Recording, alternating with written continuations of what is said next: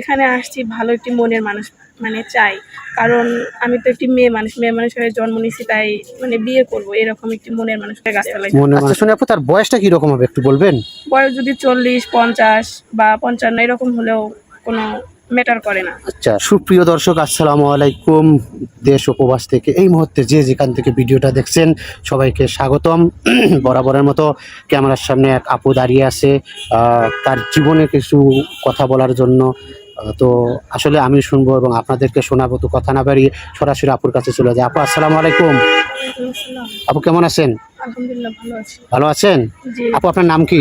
মোসাম্মদ সোনিয়া আক্তার। মোসাম্মদ সোনিয়া আক্তার। সোনিয়া আপু দেশের বাড়ি কোথায়? কুমিল্লা 14 গ্রাম। কুমিল্লা 14 গ্রাম না? ফ্যামিলিতে কে কে আছে? আমার ফ্যামিলিতে কেউ নাই, আমরা 4 বোন। 2 বোন মানুষের মধ্যে কাজ করে, এক বোন ছোটবেলায় হারাই গেছে। হারায় গেছে? ওই বোনকে কি খুঁজে পাওয়া যায় না এখনো?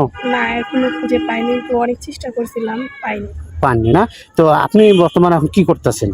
আমি এখন কিছু করি না, তবে মামা মামির কাছে ছিলাম, তো মামা মামি অনেক মারধর করছে, অনেক নির্যাতন করে আমাকে বাড়ি থেকে বের করে দিচ্ছে।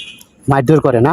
জি। এখন মারধর করে যে বের করে দিছেন, এখন বর্তমান কার কাছে এসেছেন বা আমাদের কাছে কেন এসেছেন? মনের মানুষ খুঁজতে আসছেন। তো এখানে আসলে যে মনের মানুষ পাওয়া যায় বা বিয়ে করা যায়, কার কাছ থেকে জানতে পারলেন?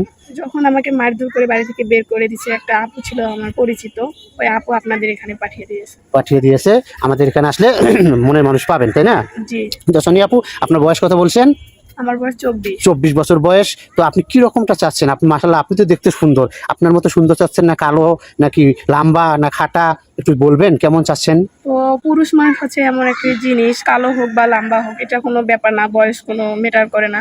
আমি চাচ্ছি যেন 5 ওয়াক্ত নামাজ পড়ে এবং ভালো একটি মনের মানুষ হয়। সুন্দর একটা কথা বলেছেন। আপনি চাচ্ছেন 5 ওয়াক্ত নামাজ যে ব্যক্তি পড়ে, নামাজ মনের মানুষ, মন মানসিকতা ভালো, যে আপনাকে ভালোবাসা দিবে, হ্যাঁ, তাই না? এরকম একটি। কারণ আপনি ছোট থেকেই ভালোবাসা কারো পাননি। না, ছোটবেলা থেকে অনেক কষ্ট করে বড় হয়েছি, কারণ এটি ভালো খাবার খেতে পারি নাই, ভালো জামা কাপড় পরতে পারি নাই, এরকম অনেক দুঃখ কষ্ট নিয়েই বড় হয়েছি। বড় হয়েছেন শুধু আপনি চাচ্ছেন ভালো, আসলে আপনাকে ভালোবাসলেই হবে, দুবেলা হ্যাঁ। দুমুঠ খাইতে দিলেই হবে। সে যদি গাছতলায় থাকে, আমিও তার সাথে গাছতলায়। আচ্ছা, কোনো এই 40-45 বছর বয়স কোনো ভাই কিন্তু সিঙ্গেল থাকে না আপু, অথবা তার ওয়াইফ মারা গেছে বা জীবনে একটা দুর্ঘটনা ঘটেই গেছে, এইরকম কোনো যদি ভাই আমাদেরকে নক করে তখন?